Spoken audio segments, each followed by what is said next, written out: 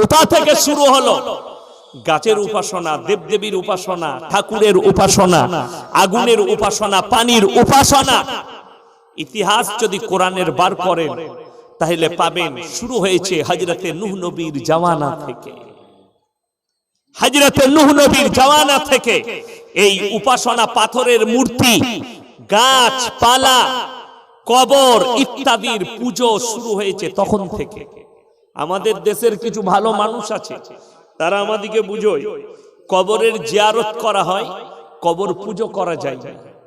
আমরা কখনো জিয়ারতের খিলাফ বলি না। আল্লাহর হাবিব সাল্লাল্লাহু আলাইহি সাল্লামের কবর জিয়ারত হয়, করতে পারে, আমি নিষেধ করব না। কিন্তু পূজা কোন জায়গায় বলা হচ্ছে? যখন সেখানে মাথা টেকা হচ্ছে, চাদর চড়ানো হচ্ছে, ফুলের চাদর দেওয়া হচ্ছে। আমার ভাই, এটাই প্রতিবাদ। আমি গত 3 দিন আগে জলসাই বলেছি ছোট্ট করে মেদিনীপুরের মাটিতে, বাবা তোমরা যে কবরে চাদর চড়াও, খাজা বাবাকে ঠান্ডা লাগেনি, চাদরের প্রয়োজন নাই। তোর ঘরের পাশে তোর চাচার গায়ে একটা কম্বল না হলে চাদর কিনে দে, অনেক নেকি পাবি। মায়ের গায়ে, বোনের গায়ে চাদর নাই, আর সে বলছে বাবার কবরে চাদর দেবো। কবরে আমি একটা জলসাই বলেছি, আজকে আবার শুনিয়ে যাচ্ছি, কবরে চাদর চড়ানো জায়েজ হলে আল্লাহর নবীর কবরটা আসমান পর্যন্ত হিরে মতি মুক্ত চাদরে ঢেকে যেত। আমার নবীর কবরে জায়েজ নেই, পৃথিবীর আর কোন মৌলবি মুল্লা পীর ফকিরের জন্য জায়েজ হতে পারে না। আল্লাহর নবীর কবরে সিজদা নেই, পৃথিবীর আর কোন মৌলবি মুল্লা পীর ফকিরের কবরের জন্য সিজদা জায়েজ হতে পারে না। আল্লাহ নবী সাল্লাল্লাহু আলাইহি সাল্লামের কবরে ভালো মন্দ চাইতে পাবে না, পৃথিবীর আর কোন মৌলবি মুল্লা পীর ফকিরের কবরে চাওয়া যাবে না। আমাদের দেশের লোক কবরে গিয়ে, নারীরা পুরুষরা পাথর চাবড়ি থেকে আজমির গিয়ে কবরে ভালো মন্দ চায়, আমার বরকত দাও। অনেকজন তো আপনাকে দেখিয়ে দেবো, আপনার মুর্শিদাবাদেও পাবেন, আপনার এলাকাতেও পাবেন, ধুলিয়ানে পাবেন, গাড়িতে লেখে রেখে দিয়েছে KGN, খাজায়ে গরিব নওয়াজ। এই লেখাটা সরাসরি হারাম এবং নাজায়েজ কাজ। এর থেকে বড় শিরক আর কিছু নেই। আমি তো এটাও বলবো, আমাদের দেশের অনেক এত ভালো ড্রাইভার আছে, গাড়ির ভেতরে যেখানে গাড়ি চালায় আল্লাহু লেখা আছে, লেখা থাকে না থাকে না, মুহাম্মদ লেখা আছে, লা ইলাহা ইল্লাল্লাহ লেখা আছে, কিন্তু হারাম করে আবার মদ খেয়ে গাড়ি চালায়। ঠিক বলছি না ভুল বলছি? বুঝলে, তুমি আল্লাহর তৌহিন করছো না, আল্লাহর মহব্বত দেখাচ্ছ। আরে পাগল, মদ খেয়ে আমাদের একটা ছেলে হোটেলে, কি বুঝলেন, দুটোই মুসলমান, তো হোটেলে ঢুকেছে ড্রাইভার। প্রথমেই ঢুকে ড্রাইভারটা বলছে এক বোতল মদ দাও তো, মদ খেয়ে নিলে। মদ খাওয়ার পরে সে বলছে রুটি আর মাংস দাও, মুরগির মাংস। সে দিয়েছে, হোটেলওয়ালাকে জিজ্ঞেস করছে মুরগিটা জবাই তো? আমরা শালা হারাম খেয়েছিস, প্রথমে আবার জবাইটা জেনে কি হবে? আমরা ওকে গুড়াল মার, লাথি মার ওকে, প্রথমেই তো হারাম টেনেছিস, আবার ওই হারামটা জেনে তো কিছু লাভ নাই। তোর কাছে শুয়োরের মাংসটাও এরপরে জায়েজ হয়ে গেল, তুই যখন মদ পান করতে পেরেছিস। বড় কষ্টের বিষয়। তার কারণটা শুনলে বেঈমান কাফেররা চায় মুসলমানদের ঈমান নষ্ট করতে গেলে সর্বপ্রথম যে কাজটা করতে হবে, এদিকে উলামা থেকে বিচ্ছিন্ন করে দাও, আলেমদের কাছ থেকে বিচ্ছিন্ন করো। যে জাতি আলেমের পাশে থাকে না, যে জাতি আলেমের টাচে থাকবে না, সেই জাতির ঈমান ধ্বংস খুব সহজে হয়ে যাবে। আমি আপনাদেরকে বলে যাই, আপনার ধুলিয়ান থেকে শুরু করে এই পাকুর পর্যন্ত পুরো জায়গা খুঁজুন, খুঁজে পাবেন 100টা নামাজি পাবেন, তার মধ্যে 80 জন জাহান্নামে যাবে। তার কারণগুলো শুনেলেন, সে নামাজও পড়ে সুদও খায়, নামাজও পড়ে লোকের মাল মেরে খায়, নামাজ পড়ে চুরি করে, নামাজ পড়ে মিথ্যা কথা বলে, নামাজ পড়ে দাড়ি মারে, নামাজ পড়ে ভাইয়ের হক মেরে খাচ্ছে, নামাজ পড়ে পড়োশির হক মেরে খাচ্ছে। তুমি জান্নাতের আশা করে বসে আছো? না, বেঈমান কাফেররা তোমাকে জালেতে বুনে ফেলেছে। যেমন মাকড়সার জাল, একটা বাড়িতে বাস না করলে, যখন বাড়িতে 1 মাস 2 মাস কোনো লোক থাকবে না, সেখানে মাকড়সার জাল হবে না? হবে না, জাল হবে। মুসলমান, তুমি যদি কোরআন থেকে বিচ্ছিন্ন হও, আলেম থেকে নিজেকে বিচ্ছিন্ন রাখো, মাদ্রাসা মসজিদ থেকে বিচ্ছিন্ন রাখো, তোমার চারিদিকে জাল বুনে ফেলবে বেঈমান কাফের। আর সেটার কারণেই আজকে ইংরেজি তারিখ কত? 13, রাত 12টা পেরুলি, কি বুঝলেন? 14ই ফেব্রুয়ারি, ভ্যালেন্টাইন ডে, তাই না?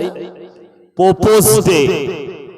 12টার পরে অনেকজন মেসেজ করবে গার্লফ্রেন্ডকে, আই লাভ ইউ, কি বলছেন? করবেন না? কালকে আবার দেখবেন পার্কগুলোতে জিনা হবে, জিনা। চ্যালেঞ্জ ছুড়ে বললাম, সরকার লাইসেন্স দিয়ে ফেলেছে, আমাদের মতো মৌলবীদের চোখের পানি ফেলা ছাড়া আর কোনো কাজ নাই। বিশ্বাস করুন, গাড়িতে বসে চোখের পানি পড়ে, সরকারের এক একটা পদক্ষেপ দেখে আপনার জন্য বেঈমান কাফেররা জাল তৈরি করছে, ঈমান হারাবা। সরকার রায় দিয়েছে, সুপ্রিম কোর্ট 150 থেকে 53 দিন পর্যন্ত একটা মেয়ে নিজের পেটের বাচ্চাকে নষ্ট করতে পারে, এটা দণ্ডনীয় অপরাধ নয়। আমি একটা জলসায় বলেছি, আপনার ধুলিয়ান বাজারে যতগুলো ডাস্টবিন আছে, আপনার বহরমপুরে যতগুলো ডাস্টবিন আছে ময়লা ফেলা হয়, জঙ্গিপুরে ডাস্টবিন গুলোই, ওইগুলো আর ময়লা পড়ে থাকবে না, ওগুলোতে বাচ্চা পড়ে থাকবে আর ভ্রূণ পড়ে থাকবে। এত ব্যভিচার আম হয়ে যাবে। নবীজি সাল্লাল্লাহু আলাইহি সাল্লামের হাদিস সত্য হতে চলেছে। বেঈমান কাফেররা রায় দিয়ে দিয়েছে। নবীজি বলেছিলেন, কিয়ামত কাছে আসবে, বুঝতে পারবে, আলামত হচ্ছে রাস্তাঘাটে কুকুরের মতো জিনা করবে। ভারতের যতগুলো পার্ক আছে, সব পার্কগুলোতে কালকে কুকুরের থেকেও খারাপ অবস্থায় জিনা হবে। কালকে 14ই ফেব্রুয়ারি। মুসলমান, তোমার কাছে 14ই ফেব্রুয়ারি কি করে এলো? মুসলমান, 1 জানুয়ারি তুমি কোথা থেকে পেলে? 25 ডিসেম্বর কোথা থেকে পেলে? তার কারণ একটাই, উলামা থেকে বিচ্ছিন্ন হওয়ার কারণে। তোমার আগে স্টাডি করা দরকার ছিল মৌলবীদের কাছে। শেখ, আমি 1 জানুয়ারি পালন করব, আমার জন্য কেমন শোভা পাবে? আমরা নিষেধ করতাম না, এটা ইহুদিদের কালচার, তোমরা অনুসরণ করো না। আমরা নিষেধ করতাম 25 ডিসেম্বর তোমরা পালন করো না।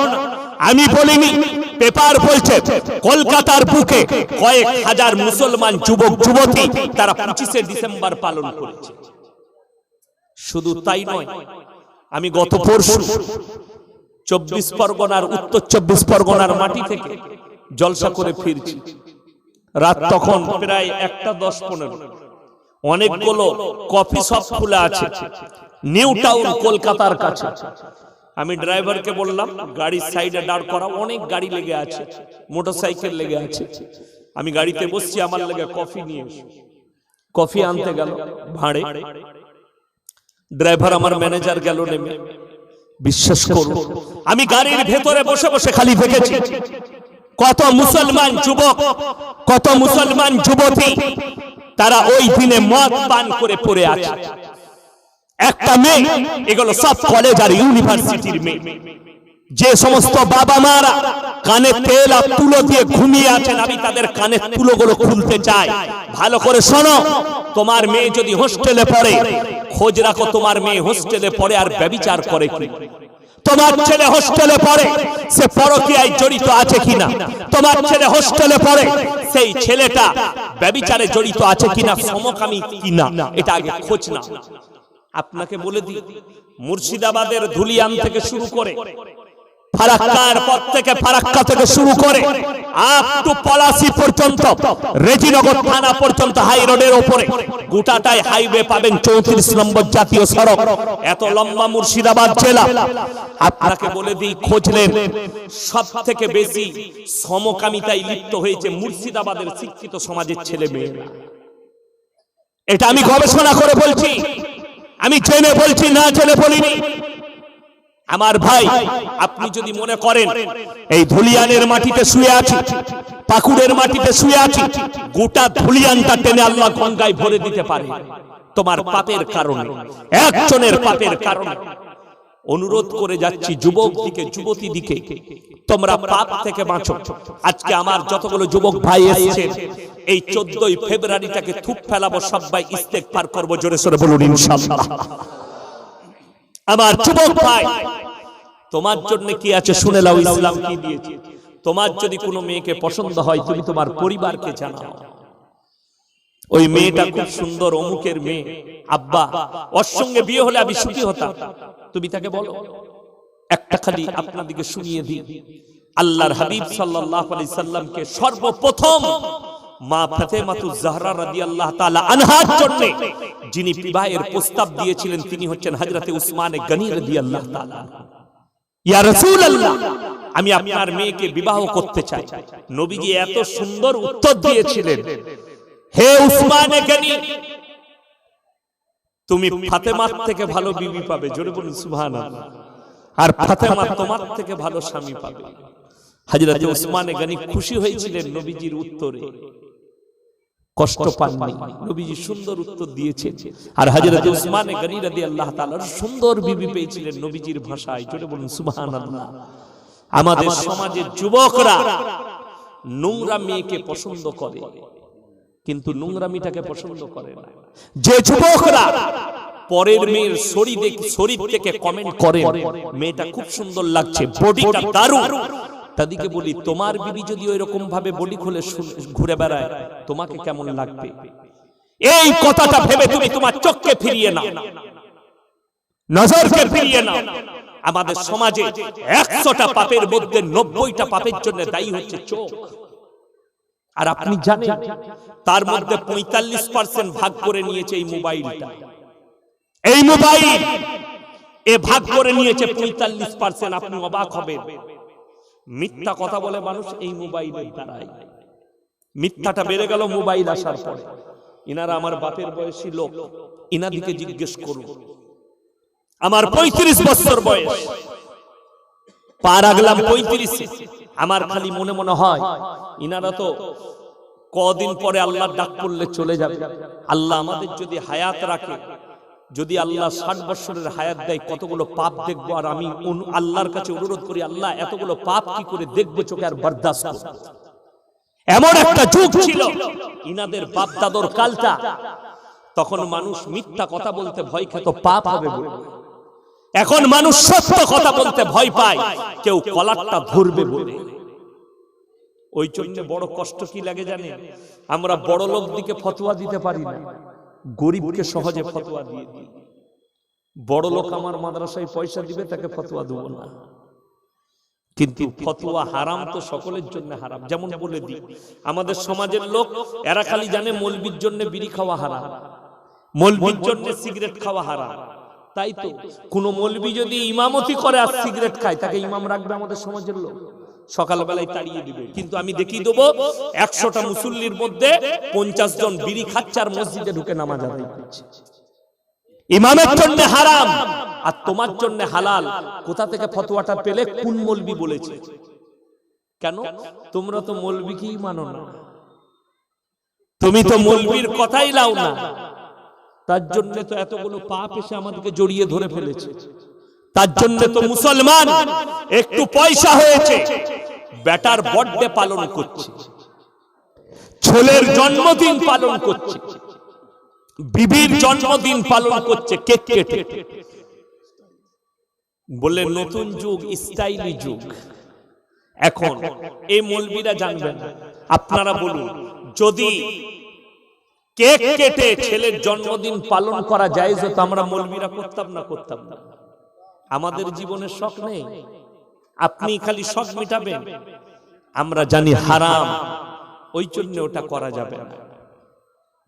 আমার বহু আত্মীয় স্বজন আমার উপরে রাগ করে, কেন জানেন? সেদিন একটা আমার গত কালকে আমার একটা ফুফুইতো শালীর বিয়ে ছিল, আমাদের বাড়িতে এসে ইনভাইট করে গেছে।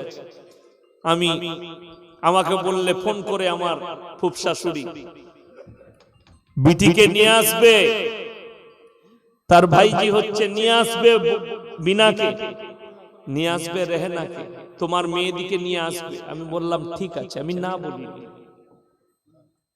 কিন্তু নিয়ত। আমার স্ত্রীকে বললাম, কি মনে হচ্ছে তোমার? বললে, আপনার মনে হচ্ছে আমি যাব? আমি যাব না। আমি বললাম, আলহামদুলিল্লাহ, আমি তোমার উত্তর শুনতে চাইছি। জীবনে বলে আমার জীবনের শখ আপনি মিটিয়েছেন, আমার জীবনে বিয়ে খাবার আর শখ নাই। জোরে বলুন সুবহানাল্লাহ। আমি গেলাম, বললে তারা কই? আমি বললাম আমি এই দিক থেকেই জলসাই যাব, ওই জন্য তাদেরকে আনিনি। বিটির বমি হয়, ওই জন্য আল্লাহ না গাড়িতে চাপলাম, গিফট দিলাম, বসে দুটি ডাল ভাত খেলাম, চলে এলাম। একজন বলছে চলুন না ওখানে নিকাহ পড়ানো হচ্ছে। আমি বললাম আমার কথা মতো নিকাহ না হলে সুন্নত তরিকায় সেই নিকাহ ইয়াসিন প্রবেশ করবে না।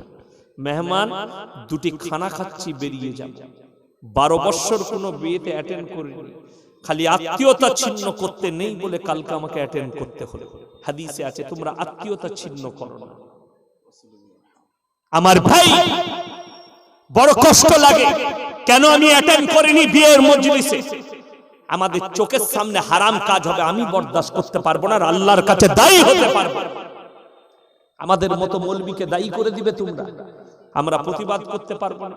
আমি মালদার মাটিতে সুজাপুরে স্টেজে বিয়ে হচ্ছে, বিয়ে পড়াচ্ছে, মৌলবী সাহেব এসছে, হুজুররা এসছে বিয়ে পড়াবে, আমার মতো বুকা মৌলবী বসে আছে। বিয়ে হচ্ছে, বিয়ের পরে আমার বয়ান শুরু হবে। বিয়েতে দেলমোহর বাঁধা হচ্ছে, ৮০,০০০ টাকা দেলমোহর, লগত ২০০ টাকা, ৭৯,৮০০ টাকা ধার। আমি বললাম আমার পকেটে মোটামুটি এখন ৮০০ টাকা আছে, তো ঘরে একটা বউ আছে, ৬০০ টাকায় ধারে আরো ৩টে বউ নিয়ে যাবো, 4টা জায়গা যাচ্ছে। ক্যাবিটি দিবে দাও, ধারে বউ পাওয়া যাচ্ছে, ২০০ টাকায় বউ। জোরে বলুন নাউজুবিল্লাহ। কিন্তু কেউ প্রতিবাদ করছে না, আমি প্রতিবাদ করেছি। চোখের সামনে অন্যায় মেনে নিতে পারবো না, আমি প্রতিবাদ করলাম। এই ধরনের ও ইসলামিক কালচার ইসলাম কখনো প্রশ্রয় দেয় না। তুমি ৫,০০০ দাও, লগত দাও। কে বলেছে তোমাকে ৮০,০০০ বানতে হবে লোক দেখানোর জন্য? কে বলেছে ১ লাখ বানতে হবে লোক দেখানোর জন্য? আর আমাদের সমাজের লোক জানে ৮০,০০০ বেঁধে দে, ও মাপ চেয়ে নিবে। মাপ চাওয়ার লেগে ৮০,০০০ বাঁধলে কবরে কেলানি খাবে। বুঝতে পেরেছেন? ভুলবশত করে ফেলেছে, ধরে নেন ১০,০০০ করেছে দেলমোহর, ছেলে গরিব, শোধ করতে পারেনি। বিবি যদি ইচ্ছায় ক্ষমা করে দেয়, আমি তোমাকে ক্ষমা করে দিলাম, ভোগ করো। আপনি ১ লাখ টাকা নগদ দিয়েছেন, স্ত্রী যদি টাকাটা তোমার হাতে তুলে দেয়, আমি আপনাকে ইয়া গোলাসে দিলাম, আপনি খরচ করুন, আপনি নির্দ্বিধায় খরচ করতে পারেন, জায়েজ আছে। কিন্তু বড় কষ্ট লাগে, আমাদের দেশে এখন নতুন একটা ডিজাইনের বিয়ে উঠেছে, ওটা মৌলবীদিকে বিয়েতে দেখবেন। আমাদিকে তো বলেই দিয়েছি, আমি জলসায় বলেছি, দুটো কাজে রেখেছে, হলে আর মলে। মরেছে জানাজা পড়াতে হবে, হইছে মুখেতে একটু পানি দিয়ে দিতে হবে, বাকি আর কোনো কাজে আমরা নয়। বলে বাকি বিয়ের দিন টেক কারা করবে? গ্রামের মোড়লরা। আমাকে একজন বলছে, আচ্ছা ইয়াসিন ভাই দেখুন তো, এই মাসে এত তারিখে আমাবস্যা পড়ছে, আমাবস্যার রাতে বিয়ে দেওয়া চলবে? আমরা না দিই না, কালো ছেলে হবে। কালো রাত তো কি বলবো, তাকে কি উত্তর দেবো? আল্লাহর কাছে সব দিনটাই সমান। জোরে বলুন সুবহানাল্লাহ। আমাবস্যার দিন, যেদিনে জন্ম নিয়েছে সেই দিনে দিতে নাই, এগুলো অইসলামিক কালচার এবং কুসংস্কার, তাছাড়া কিছু নাই। যে কোনো তারিখে বিয়ে দিতে পারে, যে কোনো তারিখ। সময় হচ্ছে না বললে এক কাজ করব, সন্ধ্যাবেলায় বিয়ে দিয়ে দিই, অসুবিধা নাই। মাগরিবের পরে মোল্লা বিয়ে পড়িয়ে দেন, নিকাহ পড়িয়ে দেন, হয়ে গেল। লোকজন নাই বলে কোনো ব্যাপার নাই, সাক্ষী নিয়ে আসুন, নিকাহ হয়ে গেল, নিকাহ পড়িয়ে দিলেন, কোনো অসুবিধা নাই। সময় যখন পাবে, ডায়েরি খুলে পঞ্জিকা খুলে দেখছে আমাবস্যা আছে না, পুজো আছে না, অমুক আছে না, তমুক আছে না, জন্মদিন না মৃত্যুর দিন। এগুলো কোথায় পেলে? ইসলাম কোথাও না। এগুলো কিসের জন্য এসছে? এগুলো সব হাদিসুন নিসা, মেয়েদের হাদিস, আমাদের নয়। মৌলবীরা খেপে যাবে, ওই জন্য আমাকে এক জায়গায় প্রশ্ন লিখে দিয়েছে, কি জানেন? আচ্ছা হুজুর বলবেন তো, শাড়ির ভেতরে জাঙ্গিয়া না পড়লে নামাজ হবে? সালা মৌলবীরা খেপে যাবে না? এই ফতোয়া কোথায় খুঁজবে বলুন? হাদিস খুঁজে নিয়ে আসুন, বুখারী, তিরমিজি, আবু দাউদ। নবীর জামানায় তো চাড্ডি ছিল না। বড় কষ্ট লাগে। দুঃখ লাগে। আমার গ্রামের একটা ছেলে বলছে, আচ্ছা কবরস্থানে যাবো ইয়াসিন ভাই, তার লুঙ্গির ভেতরে কি আন্ডার প্যান্ট পরতে পারে? না, তুই শুধু আন্ডার প্যান্ট পরে যা, তোর লেগে যায় যাচ্ছে, তোকে কিচ্ছু পরতে হবে না, আন্ডার প্যান্ট পরেই কবরস্থানে যা। এদিকে কি উত্তর দেবো?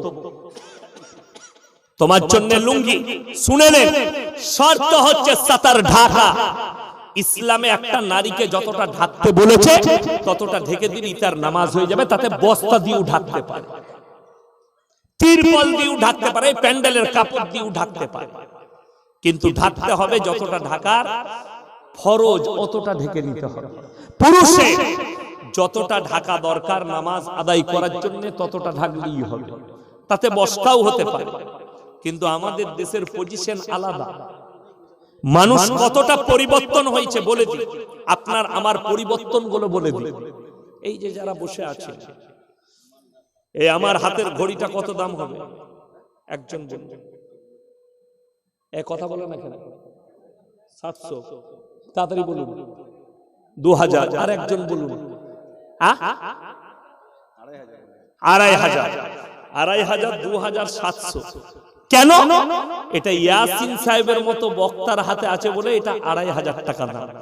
আমি এইটা হায়দ্রাবাদে জলসা করতে গিয়ে 120 টাকায় কিনেছি। বুঝতে পারেন নাই?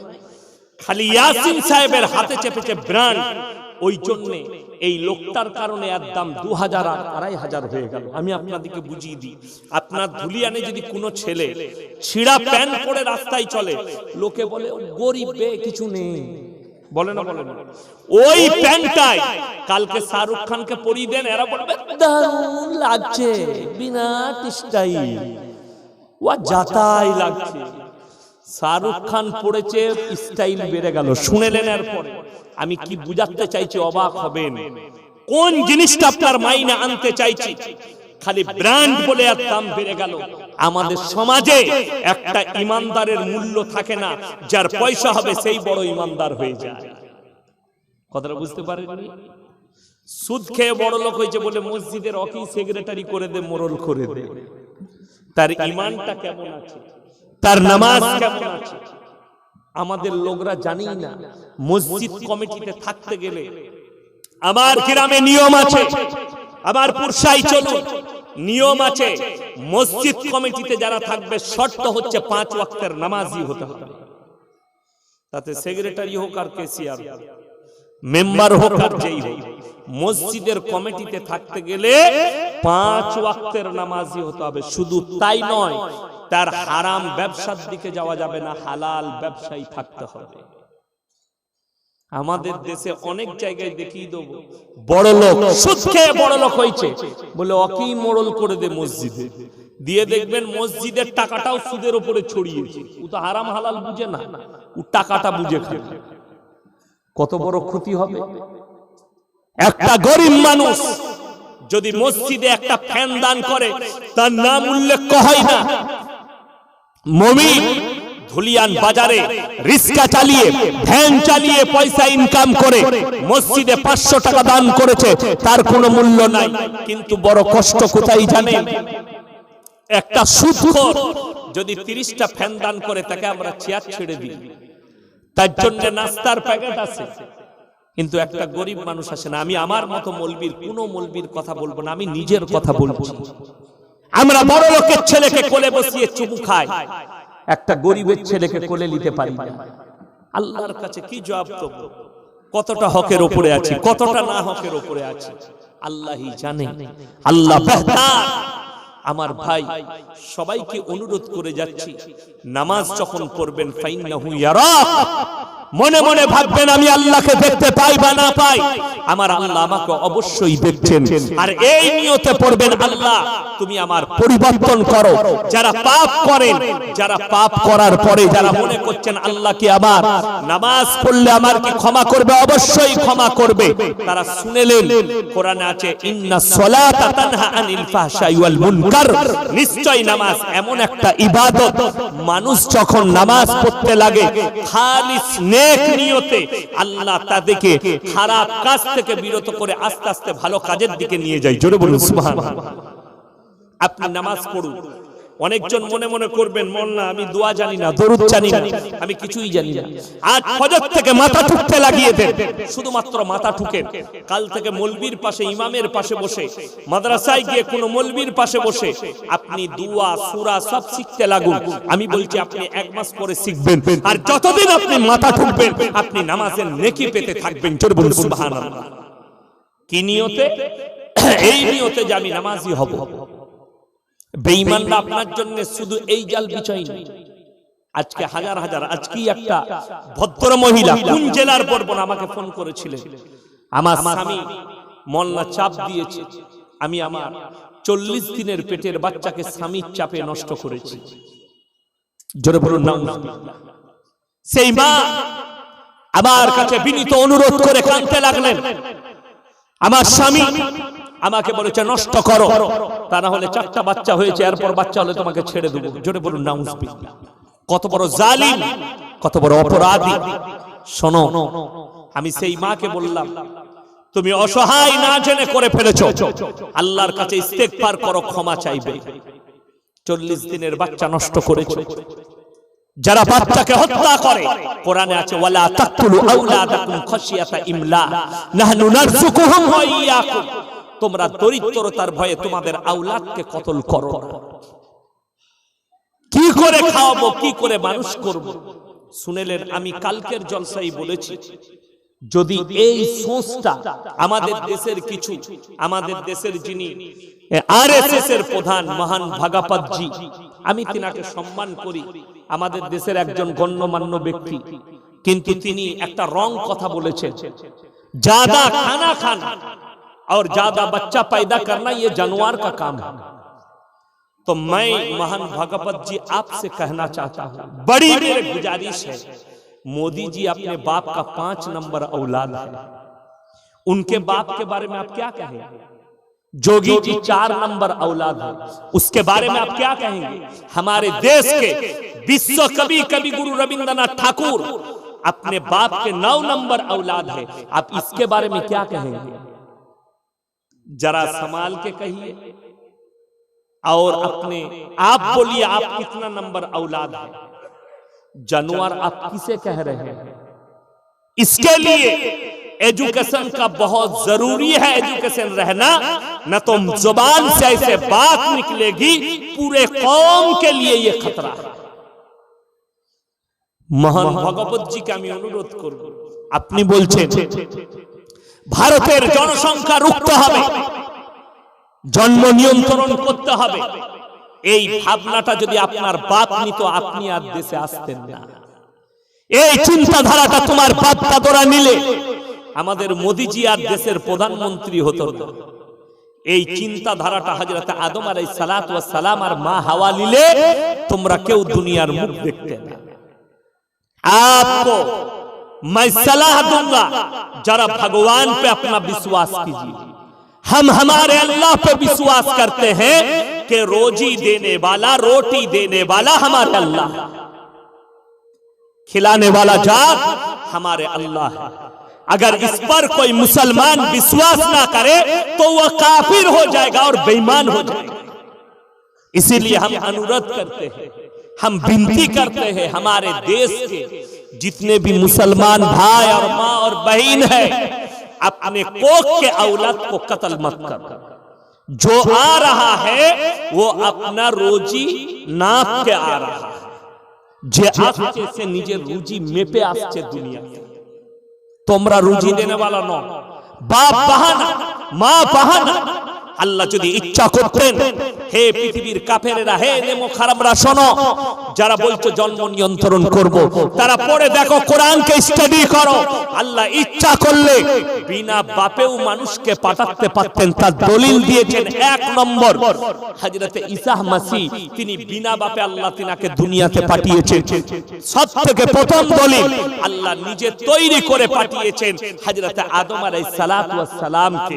আল্লাহ তো এটা দুনিয়ার নিজামত তৈরি করেছে যে স্বামী এবং স্ত্রী একত্রিত হয়ে হাল আতা আলাল ইনসানি হিনুম মিনাত তাহরি লাম ইয়াকুন শাইয়াম মাযকুরা।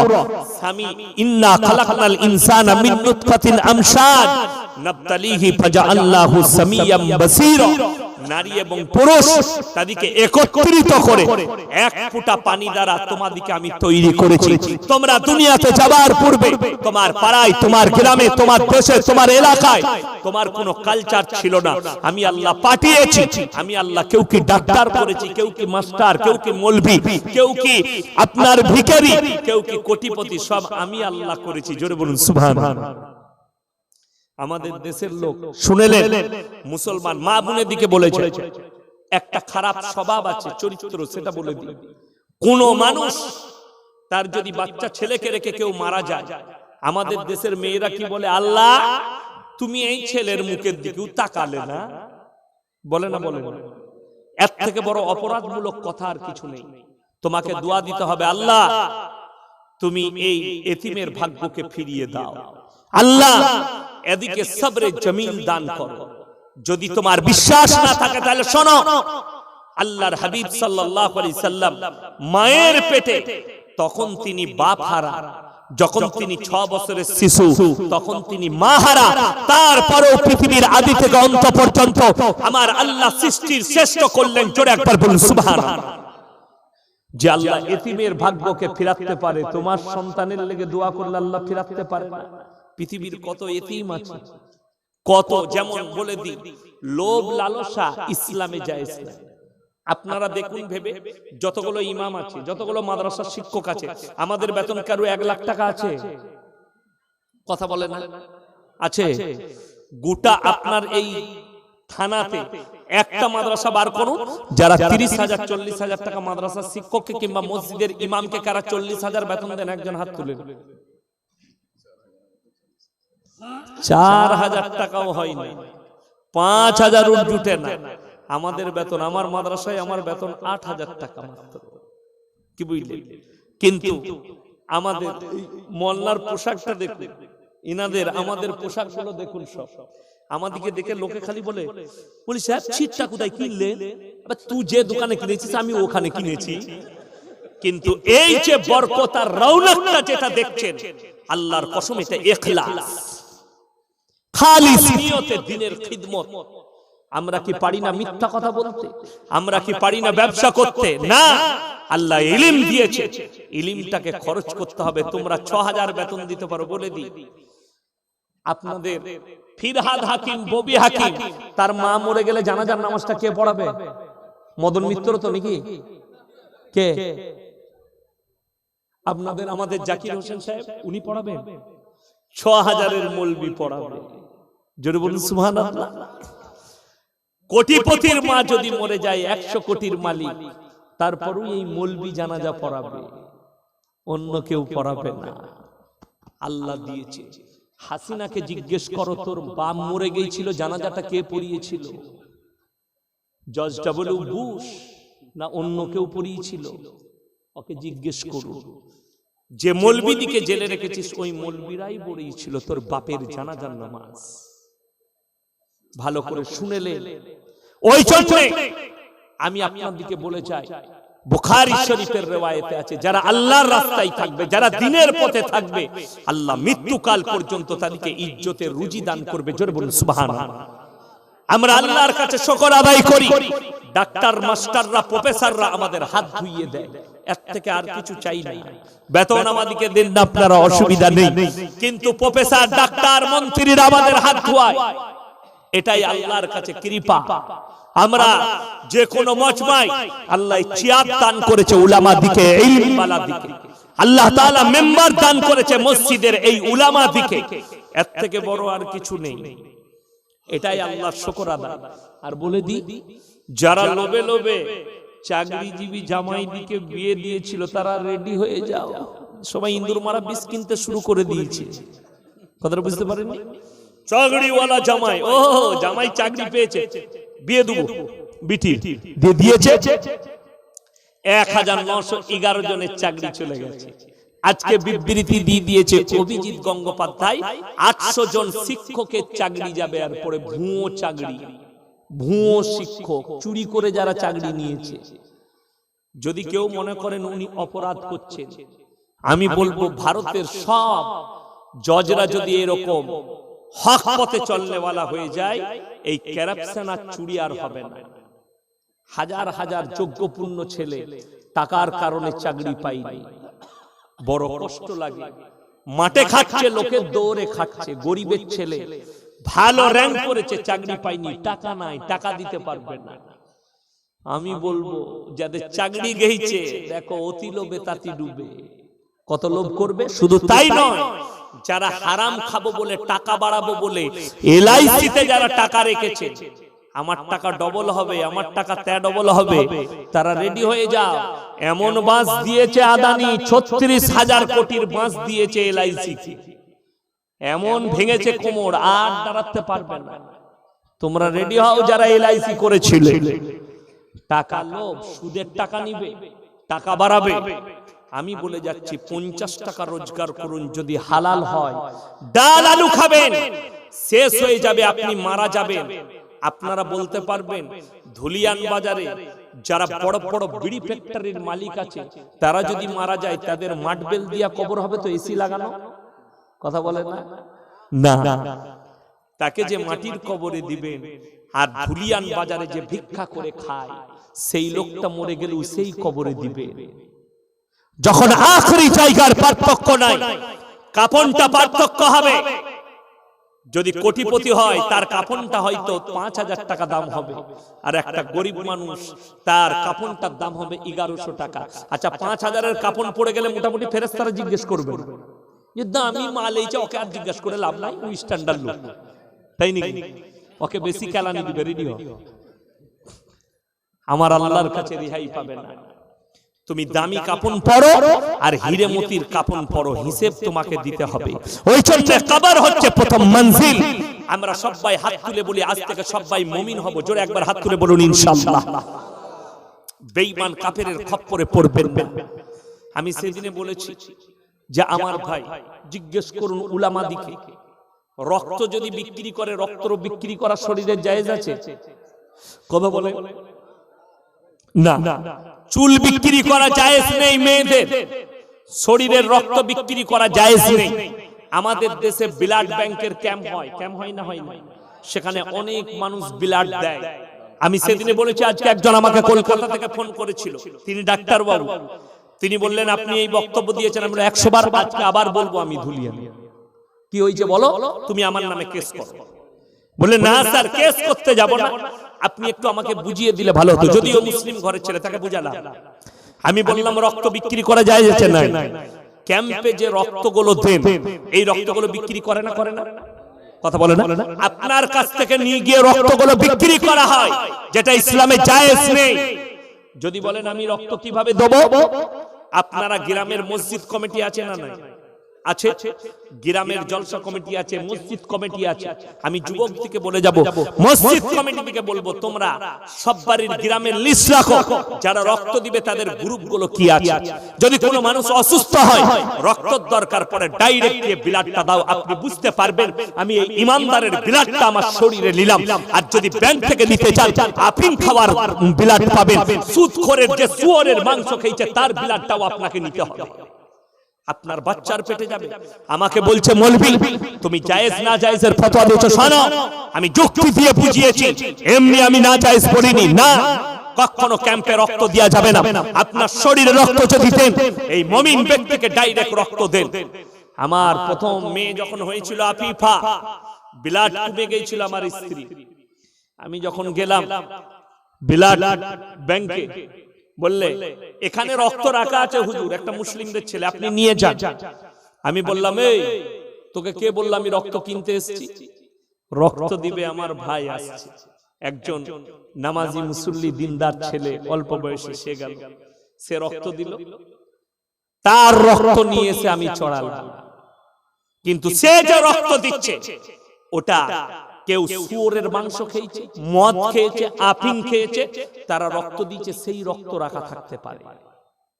শুধু তাই নয়, এখন খালি টাউনে এসছে, আপনার বাড়িতে আসতে দেরি নাই, আপনার দরজায় আসতে দেরি নাই। এখন দুধ ব্যাংক খোলা হয়েছে টাউনগুলোয়, দুধ ব্যাংক।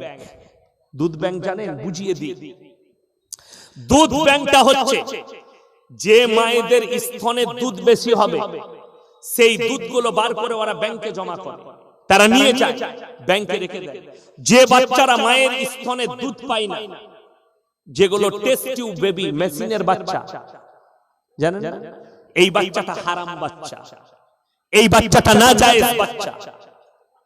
আমি এই ধরনের একটা জিনিস দেখতে পেলাম, আমার চোখে ভাসলো কলকাতার বুকে, ওই জন্য আমি বলছি এই দুধটা আপনার বাচ্চাকে ধরেলেন, আমি এক্সাম্পল দিচ্ছি কতটা নাজায়েজ এবং হারাম ওই ব্যাংকের দুধটা।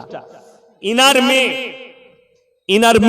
ইনার স্ত্রীর দুধ পান করেছে, আমার মেয়ে হয়েছে, আমার বাচ্চা হয়েছে, আমার বেটা, ইনার মেয়ে হয়েছে, আমার বেটা হয়েছে, আমার স্ত্রীর স্তনে দুধ নেই। খুব ভালো করে বুঝবেন, আমার স্ত্রীর স্তনে দুধ নেই, কিন্তু ইনার স্ত্রীর স্তনে প্রচুর দুধ, ইনার বাচ্চা পান করছে, ইনি দুধটা বার করে ইনার বিবি ব্যাংকে জমা দিয়েছে, সেই দুধটা আমাকেই দেয়া হলো, আমি কিনে নিয়ে এলাম আমার বাচ্চার জন্য, খেলো। খোদা না খাস্তা ইনার সঙ্গে আমার বন্ধুত্ব হলো, ইনার ছেলের সঙ্গে আমার মেয়ের বিয়ে হবে। জিজ্ঞেস করুন, যদি অজান্তে হয় এই বিয়েটা নাজায়েজ বিয়ে, যেহেতু দুধ ভাই বোন হয়ে গেছে, ইসলামে জায়েজ নেই। ওই জন্য ব্যাংকের দুধ কেউ কোনো মুসলমান পান করাবেন না, নিজের বাচ্চাকে আপনি বিপদে পড়তে পারেন। ইসলাম, ওই জন্য ইসলাম ইজ দা সেফটি, ইসলাম হচ্ছে একটা সেফটি ধর্ম। আপনাকে বলে দিই, একটা কথা বুকে গেঁথে নিয়ে যান আর নিয়ত করে যান, এই কোরআন এমন একটা আল্লাহ কিতাব দিয়েছে। আমার আগের ভাইজান বলছিলেন কিয়ামত পর্যন্ত যতগুলো পাপ আসবে সবগুলোকে ট্যাকেল দেবার জন্য কোরআন রেডি আছে, আর হাদিস নবীজির রেডি আছে, উলামারা রেডি আছে, ইনশাআল্লাহ আমরা রেডি আছি। জোরে বলুন সুবহানাল্লাহ। আমরা রেডি আছি, আমাদের শরণাপন্ন হন।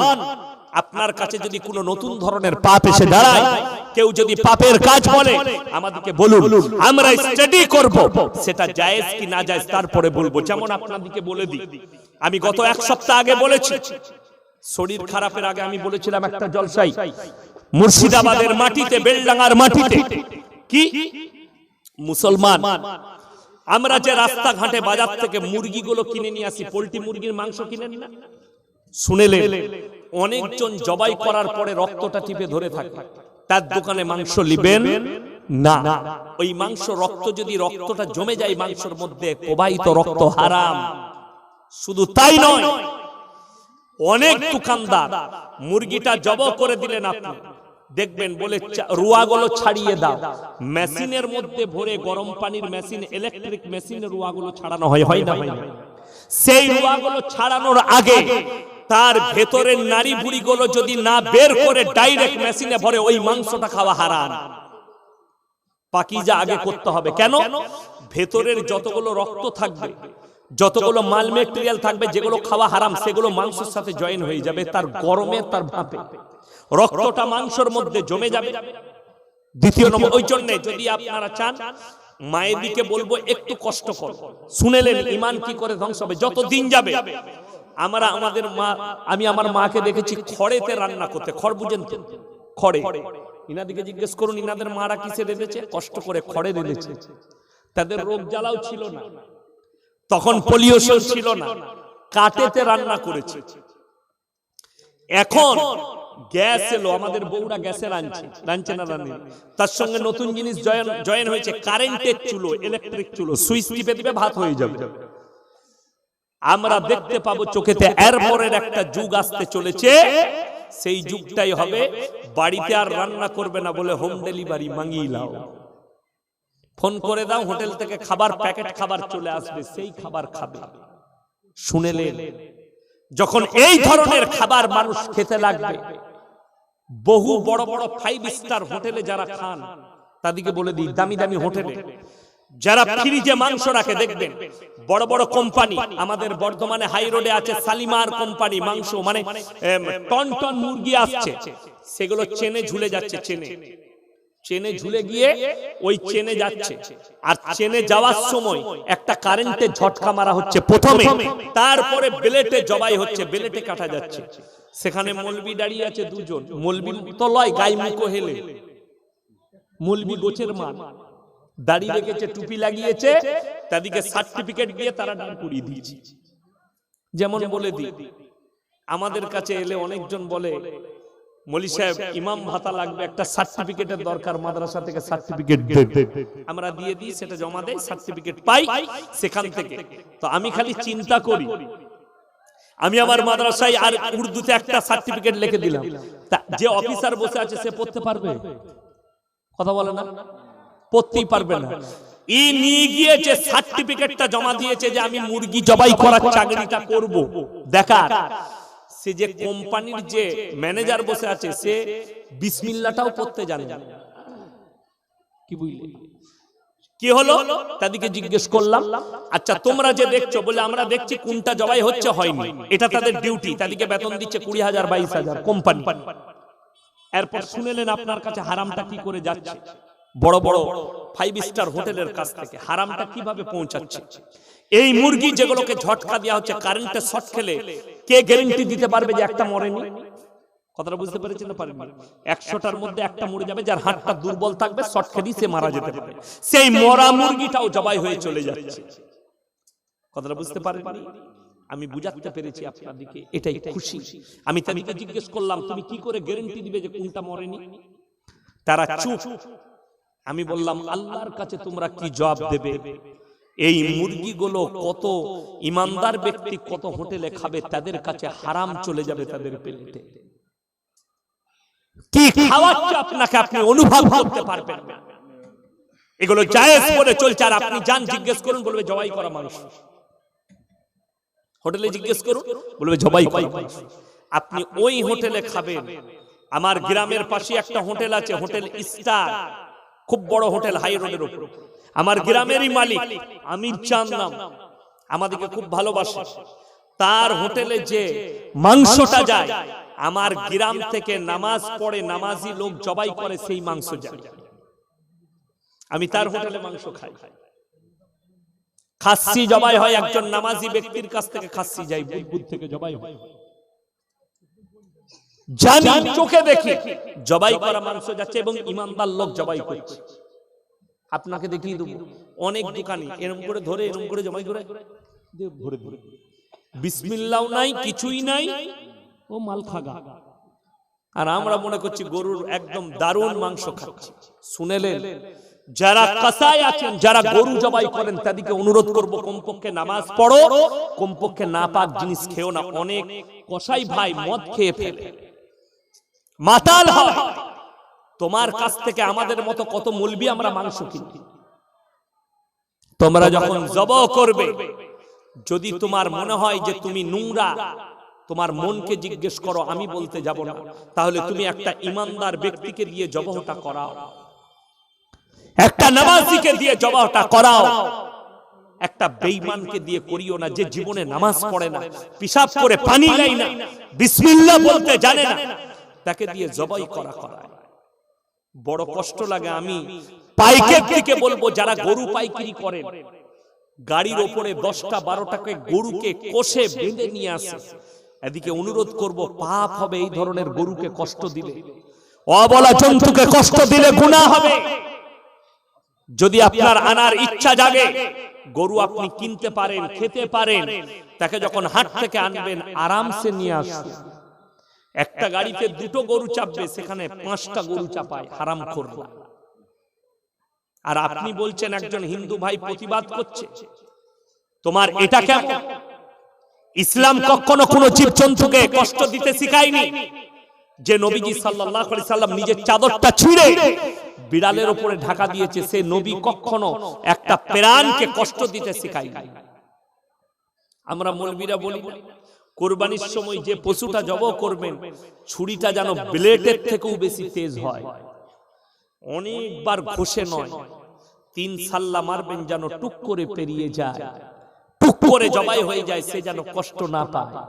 আপনি মুরগি জবাই করুন, আর গরু জবাই করুন, আর বকরি জবাই করুন, তেজ ছুরি দিয়ে করবেন, ভূতা নয়।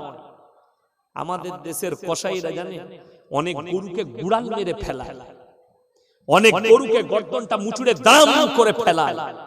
এই কষ্ট ইসলাম দিতে শিখায়নি। যদি বলেন কি করে ফেলাবো, আলোক করে দড়ি বাঁধবেন, কোমরে দড়ি দিয়ে, পায়ে দড়ি দিয়ে আলোক করে ফেলাবেন, ফেলিয়ে তার যাতে কষ্ট না হয় এমন ধারালো ছুরি দিয়ে জবাহ করবেন। যে মুসলমান ব্যক্তিরা তোমার কাছে মাংস খায়, কসাইওয়ালারা শোনো, তাদেরকে বলি যারা কসাই আছেন, যারা গরুর ব্যবসা করেন, মাংসর ব্যবসা, তারা খুব সাবধান, পাকড়াও হয়ে যাবে। যারা মনে করেন রক্তটা ধরে রাখলে গোশ ওয়েট হবে, আপনি 2 কেজি মাংসতে 50 গ্রাম পাবেন, ওই 50 গ্রাম হারামের জন্য সব টাকাটাই আপনার হারাম। 1 টাকা লাভ করুন। পুরুলিয়াতে আমি লিটল ফলোয়ার ইংলিশ মিডিয়ামে পড়েছি। পাড়া থানা গুড়গুড়িয়া বলে একটা গ্রামে থাকতাম, আমার আব্বাজি ওখানে কয়েকদিন ইমামতি করেছিলেন, কয়েক বছর, খুব ভালোবাসা দিয়েছি। তো বাজারে যেতাম, একটা ফলওয়ালা ছিল, চাচা, নামাজি লোক, দাড়ি ছিল, তার কাছে ফল নিলে আঙ্গুর কিনতাম, সব সময় 100 গ্রাম মানে আর কি 50 গ্রাম 25 গ্রাম বেশি দিত। তো আমার আব্বাজি একদিন বললে, চাচা আপনি এত বেশি দিচ্ছেন? বললে, বাবা আমি সবাইকে ঝুঁকিয়ে দিই, যদি একটু কম হয়ে যায় আমি আল্লাহর কাছে হিসেব দিতে পারবো না, আমার কাছে হারাম খাবার চলে আসবে। জোরে বলুন সুবহানাল্লাহ। আর আপনাকে দেখিয়ে দেবো, চলুন আপনি বহরমপুরে 1 কেজি আপেল নিলে ঘরে এসে দেখবেন 750। ঠিক বলছি না ভুল বলছি? হাটে আপনি আলু কিনেন, 5 কেজি আলু কিনবেন, ঘরে এসে দেখবেন 4.5 কেজি, 8 কেজি চালিয়ে দিয়েছে, আপনি বুঝতেই পারবেন না। তো সে মনে করবে আপনাকে ঠকালো, সে আল্লাহর কসম আপনাকে ঠকায়নি, সে নিজেকে ঠকিয়েছে। কেন? সে পাকড়াও হয়ে যাবে। যারা মনে করছেন যে আমি পাপ করি, দাড়ি মারি, আমি গুনাহ করি, লোকের সম্পত্তি মেরে নি, কেউ দেখতে পাই না, তারা কান খুলে শোনো, ইন্নাল্লাহা লা ইয়াখফা আলাইহি শাইউন ফিল আরদি ওয়ালা ফিস সামা। হে আমার বিশ্বনবী, পৃথিবীর মানুষকে বলো, আসমান আর জমিনে যা কিছু আছে, কোন জিনিসটাই আমার আল্লাহর কাছে গোপন নেই, কোন জিনিসটা আমার আল্লাহর কাছে গোপন নেই। আর কিয়ামতের দিনে ইকরা কিতাবাক কাফা বিনাফসিকাল ইয়াউমা আলাইকা হাসিবা, আমি প্রত্যেকটা মানুষের হাতে তার আমলনামা ধরিয়ে দেব, তুমি নিজে পড়ো আর নিজের হিসাব দাও। আপনি হিসাব দিয়ে বেরিয়ে আসতে পারবেন না। আমার ভাই মুমিনরা শুনেলে আজকে বড় কষ্ট লাগে, জীবনে যত পাপ করবেন, আমি লাস্ট বলে যাচ্ছি, যা পাপ হবে হবে, একটা পাপ থেকে নিজেদিকে বাঁচাবে, 2টো পাপ থেকে। একটা হচ্ছে শিরকের পাপ, জীবনে কেউ শিরক করবেন না, জোরে বলুন ইনশাআল্লাহ। দ্বিতীয় নম্বর, কেউ পেটের বাচ্চাকে, সন্তানকে নষ্ট করবেন না। এই 2টো পাপ থেকে নিজেদিকে বাঁচান। কেউ যদি একবার চুরি করে ফেলে, ইস্তেগফার করলে আমার আল্লাহ ইচ্ছা করলে ক্ষমা করবেন। কেউ যদি একবার ব্যভিচার করে ফেলে, ইচ্ছা করলে আল্লাহ ক্ষমা করে দিতে পারে। কিন্তু কেউ যদি জেনে বুঝে শিরক করে আল্লাহর সঙ্গে, সেই পাপ আমার আল্লাহ ক্ষমা করবেন না। ইন্নাশ শিরকা লাযুলমুন আযীম, আমি ইচ্ছা করলে সব গুনাহ ক্ষমা করব, কিন্তু শিরকের গুনাহ ক্ষমা করব না। আপনারা অবাক হবেন শুনে, আমাদের মতো মৌলবীর দলিল দেব না আমি। একজন নবী পয়গম্বর, জিনার জাওয়ানা থেকে এই কাজ শুরু হয়েছে শিরকের, তিনি হচ্ছেন হযরতে নূহ নবী। তিনি তিনার সন্তানের জন্য হাত তুলেছে, আমার আল্লাহ বলেছেন হাত নামাও, লামিনাল খাসিরিন, তোমাকেও ফেলে দেব ক্ষতিগ্রস্তর মধ্যে। যে আমাকে মানেনি, আমার নবীকে মানেনি, আমার দ্বীনকে মানেনি, তার জন্য তুমি আমার কাছে আবেদন করো না। হাত নেমে গেছে নূহ নবীর মতো পয়গম্বরের। আর আমাদের মতো ফুটো বলবি তোমাকে জান্নাতে নিয়ে চলে যাবে। আমি বীরভূম ডিস্ট্রিক্টে দেখিয়ে দেব, অনেকজন আমাকে পীর বিরোধী মৌলবি মনে করে, আমি সিস্টেম বিরোধী মৌলবি। আমি কখনো হক্কানি আলেমের বিরুদ্ধে নয়, হক্কানি লোকের পক্ষে নয়, বিপক্ষে নয়, আমি হচ্ছি ভণ্ডদের বিরুদ্ধে। আপনি অবাক হবেন, কালিয়াচকের একটা ছেলে সেদিনে ফোন করে বলছে, তোমাকে যদি পাই না, তোমাকে বেলেটে করে চুরি করে ফেরে দেবো। আমরা কত সুন্দর ভাষা তোমার পীর শিখিয়েছে, এই গাঁজাখোর হুজুর ছাড়া তো কেউ শিখতে পারে না। কথাটা ঠিক কিনা? তোমার মতো গাঁজাখোর পীরে তোমাকে শিখিয়েছে, ওই জন্য তোমার আখলাক আর চরিত্র এমন। আমি তোমার আর তোমার ওই ভণ্ড বাবার জন্য দোয়া করছি, আল্লাহ তোমাদেরকে হিদায়াত দেয়। তাছাড়া আমার কাছে আর কোনো ভাষা নেই। আমি অশ্লীল ভাষা ব্যবহার করতে পারবো না। এমন অশ্লীল ভাষায় গালি দিয়েছে আমার মা বোন তুলে, আমি মানুষের সমাজের সামনে প্রকাশ করতে পারবো না। থোপটা আমার গায়েই পড়বে। কেন? লোকরা জানে, আমাদের সমাজের লোক যারা, এরা মুসলিম ভাই, জানে না ভণ্ড দিকে। আপনাকে বীরভূম দৃষ্টিকে দেখিয়ে দেবো, জিজ্ঞেস করো পাথর চাবড়িতে গাঁজার আসর বসে, মদের আসর বসে, চুরির আসর বসে, দেহ ব্যবসায়ী মেয়েরা আছে। তুমি বলছো আল্লাহর ওলি শুয়ে আছে, সেখানে এত বড় বড় পাপের কাজগুলো কি করে হতে পারে? আমি তোমাকে বলতে চাই, তুমি বলছো হাম আহলে সুন্নাতুল জামাত হ্যায়। हे मौलवी कान खुलकर सुन लो, तुम अपने स्टेज पे क्यों नहीं कहते, तुम मेंबर में खड़ा होकर जुम्मे के दिन क्यों नहीं कहते खुदमे में, हे मेरे कौम, औरत को मजार में जाना तो दूर, नियत करना भी हराम। ये हमने नहीं कहा। আমি যদি বলি আমি বলেছি, আমি যদি বলি আমরা বলছি, তাইলে বলবে এটা আহলে হাদিস মৌলবি, এটা দেওবন্দি মৌলবি, এটা ওয়াহাবি, এটা জাহান্নামী, এই কথা বলবে। লেখো, নোট করে নেন, আহলে সুন্নাতুল জামাতের সবথেকে বড় আলেম আহমদ রাজা খান বেরেলভি, তিনি ফতোয়ায়ে রিজভিয়ায় লিখেছে, আমি রেসপেক্ট দিয়ে বলছি, তিনি তিনার ফতোয়ায়ে রিজভিয়ার মধ্যে লিখেছে, খণ্ড নম্বর 24 পৃষ্ঠা নম্বর 497, করাচি থেকে ছাপা হয়েছে। তিনি সেখানে লিখেছেন, झूठा कबर बना के, झूठा एक मंजिल बनाकर वहां पर फतिहा करना, चादर चढ़ाना और कुछ भी मांगना, नियाज करना और अगरबत्ती देना, चादर चढ़ाना, ये नाजायज और हराम काम है। শুধু তাই নয়, এখানেই তিনি লিখেছেন যে सुनो है मेरे कौम, कोई औरत अगर दिल में नियत भी कर ले मजार में जाना तो ये हराम और नाजायज है। আচ্ছা, একটা বাচ্চা হারিয়ে গেছে, কি নাম বাবু? আচ্ছা, কিছুই বলতে পারছে না। এই বাচ্চা যদি কারোর হয়, আপনারা স্টেজে এসে নিয়ে যাবেন। হ্যাঁ, ঠিক আছে। আমার ভাই, আমি আপনাদেরকে অনুরোধ করব, শিরক থেকে নিজেদের জীবনকে রক্ষা করবেন। জোরে বলুন ইনশাআল্লাহ। আপনারা অনেকে জলসা দেখেছেন, আমার আর আমার আব্বাজির জীবন অতিবাহিত হয়েছে শিরক আর বিদআতের বিরুদ্ধে। আমার আব্বাজি এমন দিন কাটে, একটা গ্রামে মুনিশ খেটেছে, মুনিশ লোকের বাড়িতে কিষান ধান কাটতে গেছে, আলেম হয়ে। কেন? তাদের যে ভণ্ড ইমাম আছে তার ভুলগুলো ধরাবার লেগে, যখন তার সবকিছু ভুলগুলো প্রকাশ করে দিলেন, তখন সেই বাড়ির মালিককে বলল, গৃহস্থকে শোনো, আমি মুনিশ নয়, আমি কে শুনো, আমি হচ্ছি তোমরা যাকে গাল দাও সেই মৌলবি শওকত। তখন মোবাইলের যুগ ছিল না, যাকে গালি দাও আমি হচ্ছি সেই মৌলবি শওকত। মেদিনীপুরে একটা গ্রামে বেরিয়ে জেনারেটর ভেঙে দিয়েছিল আমার আব্বাজি মৌলবি শওকত সাহেব আর গোলাম আহমদ মুর্তজা মরহুম আমার বাবাজি, এই দুজন বক্তা ছিল, দুজনকে মাটিতে লুকিয়ে থাকতে হয়েছে। সেই গ্রামে আমি এখন জলসা করেছি, কি বুঝলেন? ইনাদের মেহনত, এই উলামাদের মেহনত কোটা। আমি গিয়েছিলাম লখনৌ ইরফানিয়ায় যখন পড়তাম, তারপরে জলসায় গেলাম। এই এলাকায় আমার ইসলামপুরে অনেক সাথী আছে, আমার সঙ্গে দেখা করলো কারি ওলিউল্লাহ ভাই, আমার সাথী কারি ফজলে আলম, গুজরাটের সাথী, আমার অন্তরঙ্গ বন্ধু, এক কামরায় থেকেছি, একসাথে খাওয়া দাওয়া করেছি আমরা। আরো আবুল হাসানাত বেগুন আপনার এই গুমানির কাছে বাড়ি, অনেক সাথী ছিল আমার এই এলাকা, আমরা একসাথে থেকেছি। আমার ভাই, আমার আব্বাজি জীবনটা অতিবাহিত করেছে খালি শিরক আর বিদআতের বিরুদ্ধে সংগ্রাম করতে গিয়ে। জানেন এর বদলা সমাজের লোক কি দিয়েছে? 10 থেকে 15 বার মৃত্যুর সংবাদ ছড়িয়েছে, মিথ্যা।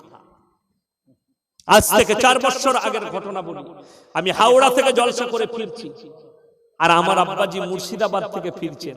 আমাকে ফোন করে একজন বলছে, মৌলবি শওকত তোমার বাপ অ্যাক্সিডেন্ট হয়ে মারা গেছে, মারাত্মক অ্যাক্সিডেন্ট। আমি কিন্তু নার্ভাস হইনি, আমি আল্লাহর উপরে ভরসা রেখেছি। আর আমার আব্বাজিকে ফোন করে বলেছে, আপনার ছেলে হাওড়া থেকে আসার সময় হাইওয়ের উপরে ডানকুনি পেরিয়ে মারাত্মক অ্যাক্সিডেন্ট, গাড়ি ফুটে গেছে, স্পট ডেড। আমি আমার আব্বাজিকে ফোন লাগিয়েছি, আব্বাজি ফোন তুললেন। আমি বললাম ভালো আছেন? বলে তুমি? আমি বললাম ঠিক আছে। আমি বললাম কত দূরে এলে? বললে আমি ডাক বাংলা পেরিয়ে গেছি। তুমি? আমি বললাম আমি পালসিট পেরিয়েছি, বাড়ি ঢুকবো কিছুক্ষণের মধ্যে, বর্ধমান পেরু। আমরা আপনার কাছে ফোন এসেছিল? বলে হ্যাঁ। বলে তোমার কাছে? আমি আমার কাছে এসেছিল। ঠিক আছে, আলহামদুলিল্লাহ। বাড়ি এলাম, সকালে আমার থানার বড় বাবুর কাছে গেলাম নম্বর নিয়ে। আমি বললাম স্যার আগে যাচাই করুন কে, খোঁজ নিয়ে বার করলাম আমার এলাকারই একটা আহলে সুন্নাতুল জামাতের একটা মাদ্রাসার শিক্ষক আলেম। তাকে ডাকলাম, তাদের মাদ্রাসার সেক্রেটারি যদিও তাকে এক চর মারল। আমি বললাম আলেম হাত তুলবেন না, আপনি সাধারণ মানুষ। আমি বললাম স্যার আমি আর হয়ে ক্ষমা চাইছি, একে ছেড়ে দেন, কেস কাবারি দিবেন না। আর তাকে বললাম এই আখলাক তুমি আমাদের কাছে পেলে, কিন্তু এই আখলাক তোমাদের কাছে পাওয়া যাবে না। আমার এলাকায় আমাদের মাদ্রাসার দুটো বাচ্চা চাল আদায় করতে গিয়েছিল, তারা জানে না, বেচারা মসজিদে ঢুকে গেছে, কিলাবে বেঁধে রেখে দিয়েছে গ্রামে। সেই মাসুম বাচ্চাদিকে বলছে মসজিদটা ধুতে হবে যেহেতু তোমরা ওয়াহাবি। আমি বড় কষ্টের সঙ্গে বলছি, দুঃখের সঙ্গে, তারা মাসুম, তারা কি জানে রাতের বেলায় কি বলছে জানে? সেই বাপ বেটা হারামির বাচ্চাদিকে ডেকে দিয়ে তারা পাঠিয়েছে আমাদের মসজিদে যাতে না পাক হয়ে যায়। বড় কষ্ট লাগে। আল্লাহর কৃপায় তাদের মসজিদ তৈরি করেছে একজন ওয়াহাবি। জোরে বলুন না সুবহানাল্লাহ। আমি বললাম এরপর মসজিদটা নিয়ে কি করবি? একজন আমার এলাকার ইমাম ফতোয়া দিচ্ছে তার কওমকে, শোনো এই সমস্ত মৌলবীদের সঙ্গে সালাম মুসাফা করলে বিবির তালাক পড়ে যাবে, তার সমাজকে দিয়েছে। আমাকে তার গ্রামের একজন আমার ভক্ত বলল যে ভাই এরকম এরকম ফতোয়া দিয়েছে।